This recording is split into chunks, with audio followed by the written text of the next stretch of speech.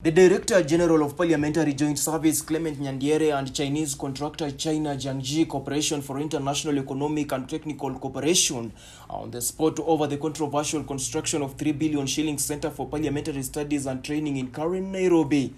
Investigations by the Informer have established that Nyandiere's office, under whose docket the contentious project falls, allegedly hired non-residents or used details of non-existent residents for purported public participation meeting to authorize construction of the 13-story building within the Karen neighborhood.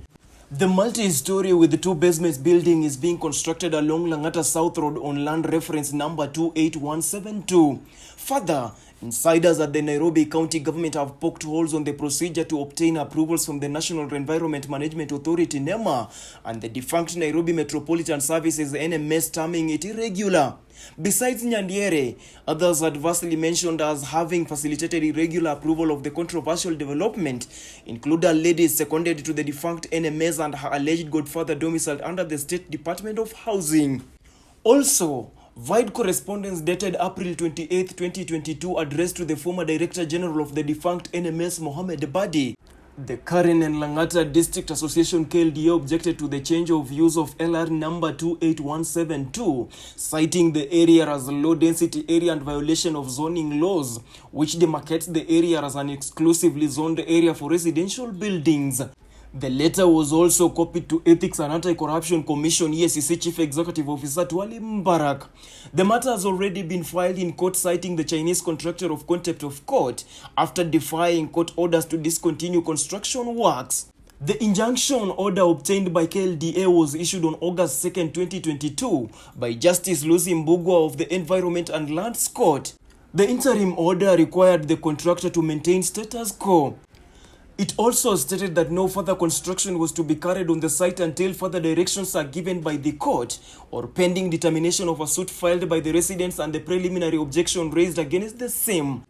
But the contractor allegedly defied and continued with the project, prompting KLDA to commence contempt of court proceedings.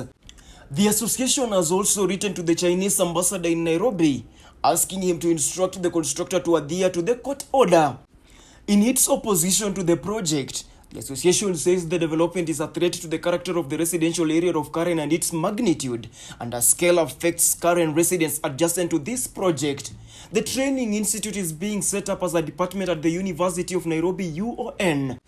The UON has renewed its collaboration with the Center for Parliamentary Studies and Training (CPST) for another 5 years to offer its fit-for-purpose and relevant programs to parliamentarians and staff of Parliament. The programs include parliamentary democracy and governance, diplomacy and conflict management. Through the agreement, members of Parliament and staff of Parliament will have the opportunity to acquire diplomas and postgraduate qualifications from the University of Nairobi.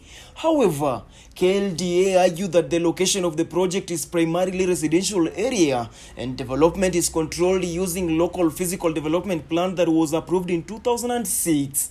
In addition, they stated that in October 2021, Environment and Lands Court Judge Lois Komingoi ruled that all change of user approvals and building approvals issued within Karen area ought to first obtain approval from the KLDA office.